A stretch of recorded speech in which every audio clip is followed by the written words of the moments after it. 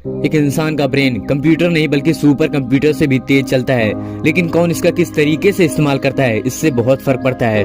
अगर हमारा दिमाग इतना तेज है तो किसी भी चीज को याद करना और उसे लंबे समय तक याद रखना कोई बड़ी बात नहीं है।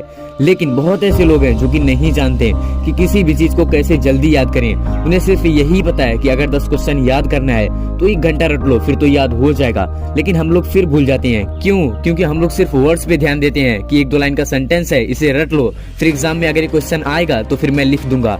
अब आप मुझे सच बताओ कि आप उस सेंटेंस का मतलब समझे हो? नहीं। क्यों? क्योंकि आपने सिर्फ उस सेंटेंस को रटा है, आप उसका मतलब नहीं समझे हो।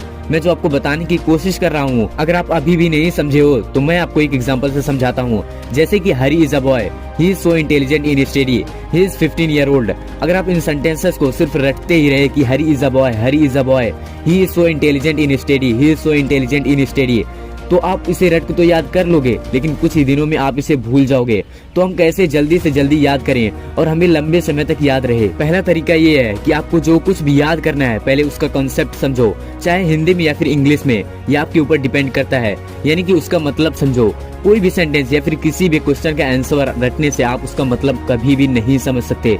तो पहले रटना बंद करो और उस आंसर को अच्छी तरह से समझो, और अगर आप उसे समझ गए तो आप जान लो कि आपने उस आंसर का 70% याद कर लिया। दूसरा तरीका है, अगर आपने उसका 70% याद कर लिया है तो आप उसे बिना देखे कॉपी में लिखने की कोशिश करो। अगर आप उसे एक बार में नहीं लिख सके तो फिर ट्राई करो। अगर दूसरी बार भी आप फेल हो गए तो फिर ट्राई करो। उस वक्त तक उसे लिखने की कोशिश करो जब तक आप उसे 100% सही से ना लिख दो। यानी कि आपको उस आंसर का 70% तो याद हो गया। अब जो 30% याद करना है आप उसे कॉपी में लिखने की कोशिश करो। अगर आपने सेकंड स्टेप को 2 से 3 बार ट्राई कर लिया तो आप उस आंसर को अच्छी तरह से याद कर सकते हैं। ये तो हमने बात किया कि किसी भी टॉपिक को या फिर किसी भी आंसर को कैसे याद करें, लेकिन अगर हमें याद हो गया है तो उसे लंबे समय तक कैसे याद रखें? क्योंकि हमारी पहली प्रॉब्लम थी कि किसी भी चीज को कैसे याद करें, लेकिन ये प्रॉब्लम तो सॉल्व हो गई। तो इसके बाद आता है कि अगर हमें याद हो गया है तो उसे लंबे समय तक कैसे याद रखें। अगर इस प्रॉब्लम का समाधान निकल गया तो हमें एक बार याद करने के बाद दोबारा याद करने के लिए उतना एफर्ट नहीं लगाना पड़ेगा, या फिर एफर्ट ही नहीं लगाना पड़ेगा। तो इसका एक तोड़ है, वो है रिवीजन। यानी कि किसी भी चीज को अगर लंबे समय तक याद रखना है तो उसके लिए आपको रिवीजन तो करना ही पड़ेगा। जैसे कि मैथ में क्या होता है कि जिस चैप्टर को भी आपने सॉल्व किया है, अगर वो हार्ड है या फिर थोड़ा बहुत हार्ड है, तो अगर आप उसे एक बार सॉल्व करने के बाद दोबारा सॉल्व नहीं करोगे तो आप उसे भूल जाओगे। लेकिन अगर आप चाहते हो कि आपको लंबे समय तक याद रहे तो एक बार प्रैक्टिस करने के बाद फिर 2 दिन बाद या फिर 4 दिन बाद उसे फिर एक बार रिवीजन कर लो, यानी कि एक बार उसकी और प्रैक्टिस कर लो। आपके माइंड में कोई विचार है, कोई थॉट है, अगर आप उसे बार बार सोचोगे तो वो चीज आपके माइंड में पक्का होता चला जाता है। इसी तरह पढ़ाई भी है। अगर आपको किसी भी चीज को लंबे समय तक याद रखना है तो उस आंसर को या फिर उस टॉपिक को बार बार अपने दिमाग में रिपीट करते रहो, यानी कि एक तरह से आप उसका रिवीजन कर रहे हैं। अब हम इन तीनों पॉइंट्स को एक बार फिर से रिपीट कर लेते हैं। पहला, कॉन्सेप्ट समझो।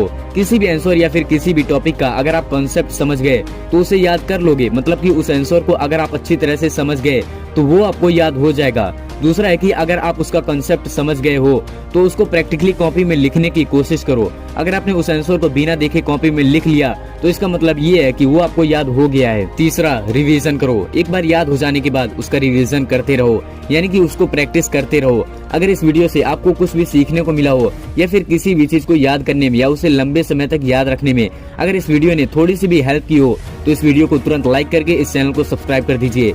मिलते हैं अगली वीडियो में किसी नई टॉपिक के साथ। तब तक के लिए आप सभी को बेस्ट ऑफ लक।